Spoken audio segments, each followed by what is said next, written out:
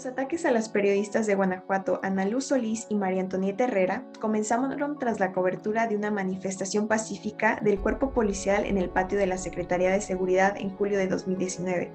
Al acercarse al presidente municipal, Luis Alberto Villarreal, en búsqueda de una declaración, fueron agredidas por este. Ante la denuncia de la reportera, Villarreal García empezó a atacarlas mediante su cuenta de Facebook y en el ámbito privado. En febrero de 2020 presentaron una queja ante la Procuraduría de los Derechos Humanos del Estado de Guanajuato. Fue hasta un año después que la Procuraduría dio su recomendación, la cual llegó a otro presidente municipal interino de San Miguel de Allende, Jesús Gonzalo González Rodríguez. Tras la recomendación de la PRODEG, Villarreal García la rechazó y lanzó un tuit en su contra.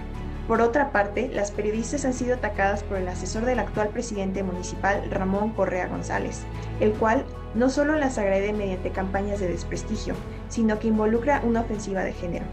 Lo anterior comenzó tras la publicación sobre la destitución del Consejo de Agua Potable de San Miguel de Allende y el litigio con el Tribunal de Justicia Administrativa y el actual alcalde Mauricio Trejo. Correa González ha realizado comentarios estigmatizantes que desacreditan la labor de la periodista. Asimismo, ha impulsado una campaña de desprestigio en contra de Solís a través de Facebook. Entonces, ¿cuál es la problemática que se desarrolla? La dualidad de libertad de expresión en redes, es decir, por un lado está la libertad a manifestar ideas, pero por otra parte hay limitaciones por la falta de legislación u organismos que respalden la libertad de expresión ante ataques por este medio, justo como en el caso de las periodistas. Tesis de este ensayo será que la falta de legislación establecida en México respecto a la persecución de la prensa en redes sociales facilita la impunidad ante estos ataques. Por ello, es necesaria la legislación.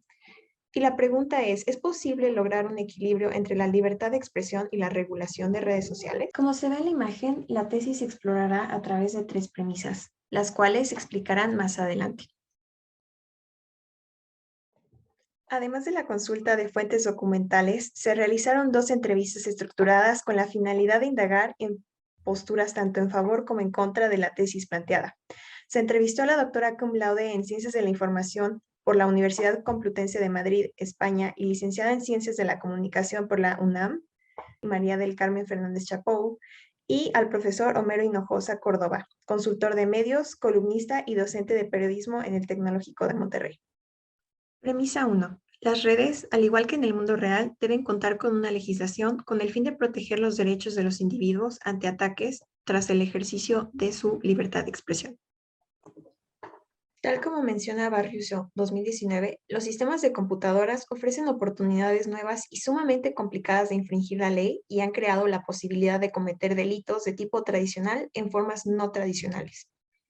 De acuerdo con el documento Creación de marcos legales que regulen el uso y el manejo de las redes sociales de Internet en el contexto de la administración pública en México, de Fernandinus Reyes, las leyes se deben pasar en favor de la protección de los periodistas. Sobre esta afirmación, la ausencia de andamiajes legales que reglamenten el uso y manejo de las redes sociales en el terreno de la administración pública ha creado un vacío de actuación claroscuro. La carencia de un marco legal orilla a los juzgadores a resolver conforme los pocos criterios orientadores, en algunos casos no vinculantes. Esto es porque aún no se ha consolidado jurisprudencia alguna respecto al tema.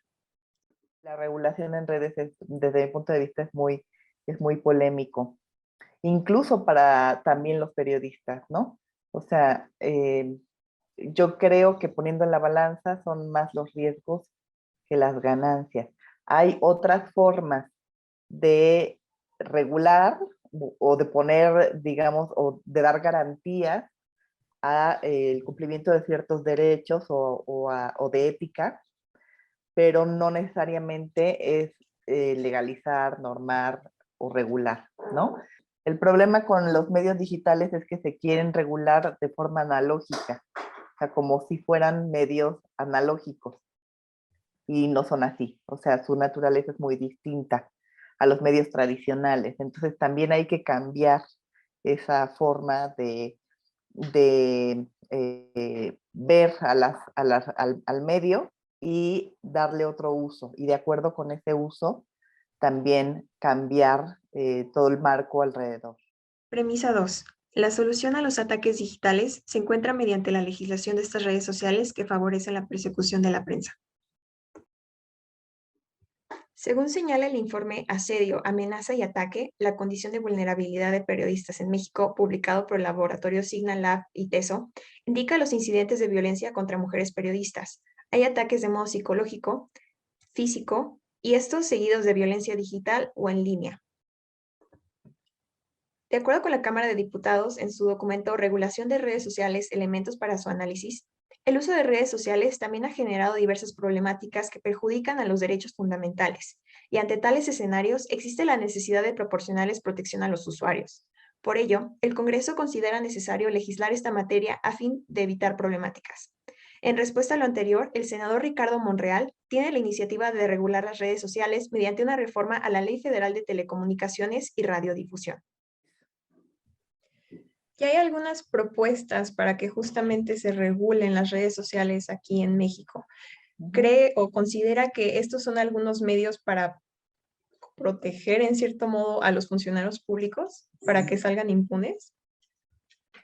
Pues es que sí, generalmente, por un lado, lo que te decía, se piensa regular de forma anacrónica, ¿no?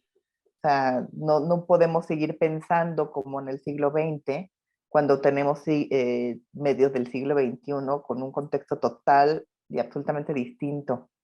Entonces, es anacrónico pensar en leyes de medios o regulaciones que responden ya a necesidades que no aplican al contexto, ¿no? Y por supuesto que siempre se prestan o se podrían prestar para el control por parte del poder o para la censura. Entonces, o para, pues, perdón, intereses que no son propiamente intereses del público, interés del ciudadano, sino intereses partidistas, intereses privados, ¿no? También se pueden utilizar para ocultar lo que no se quiere dar a conocer, y pues una de las principales labores del periodista es dar a conocer lo que no se quiere dar a conocer, ¿no? Si es de interés público y si afecta al ciudadano.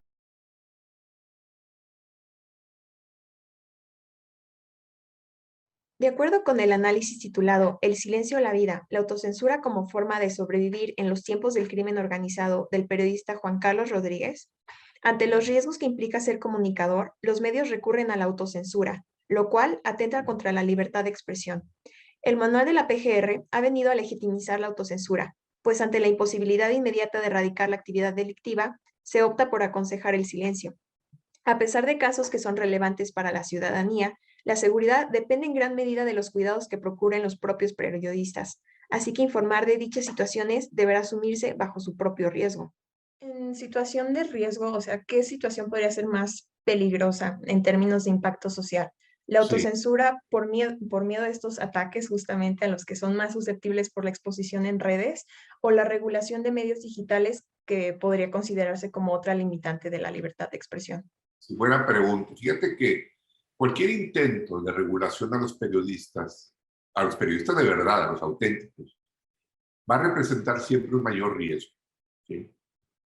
Es decir, si yo intento regular, hay un mayor riesgo, ¿sí?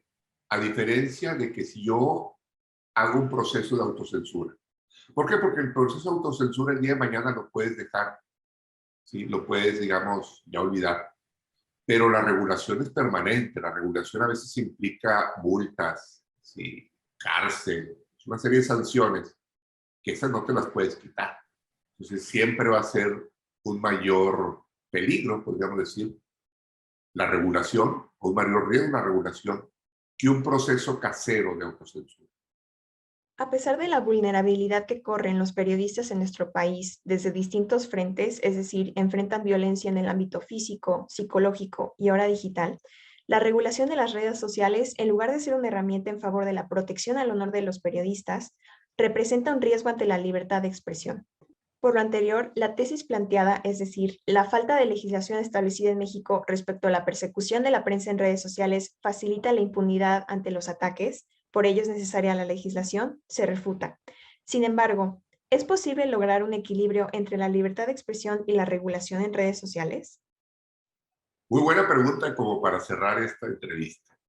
Y te puedo decir que ambas, libertad de expresión y regulación, son incompatibles. Es decir, la libertad de expresión no debe estar sujeta a ninguna regulación. Sí hay algunas veces algunas disposiciones o más bien algún tipo de, digamos, de recursos jurídicos como la demanda, ¿verdad? Si uno se siente difamado, pues puede recurrir a los tribunales, pero que no sea, digamos, una arma, ¿sí?, de los poderosos contra los pequeños medios, porque también muchas veces eso puede ser un gran peligro, ¿sí? Aunque sabes que tú, gobierno, gobernante, tiene la demanda perdida, solamente por tratar de llevar a alguien a un juicio, pues le quitas todo poder económico a un medio pequeño, tiene que pagar abogados, es muy costoso. Entonces eso también es una manera peligrosa de coartar la libertad de expresión. Entonces, por eso es tan complicado hablar de regulación o de leyes en el uso de unas redes y de unos medios que por naturaleza debieran ser libres y democráticos. También hablamos de regular cuando responde a un modelo más autoritario, ¿no? Más vertical. Y también eso va antinatura, va en contra de la naturaleza, repito, pues de la conversación que se da gracias a los medios sociales, ¿no?